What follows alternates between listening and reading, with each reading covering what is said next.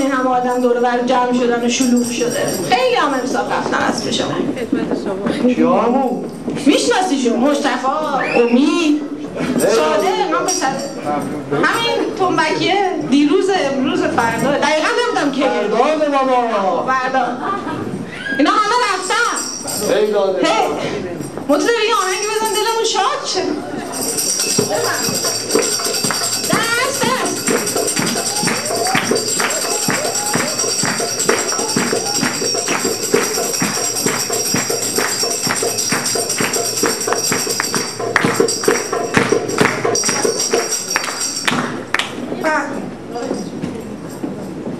خب همون خبر جدید چی داری؟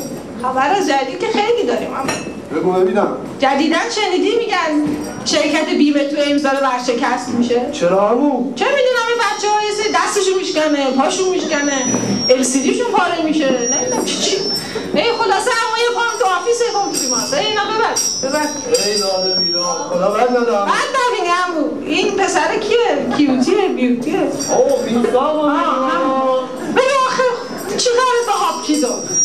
تو برو همون لا اله الا الله زمان به در بگیره.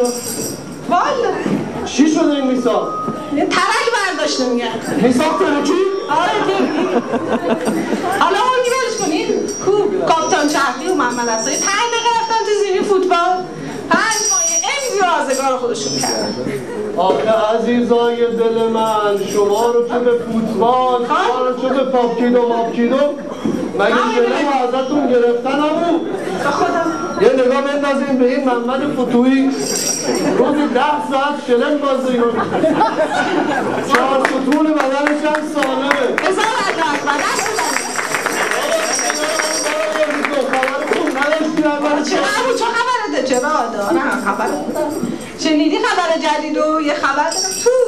نه چی همون؟ عروسی همون عروسی. عروسی کی؟ کو؟ آه نه عروسی ساراست.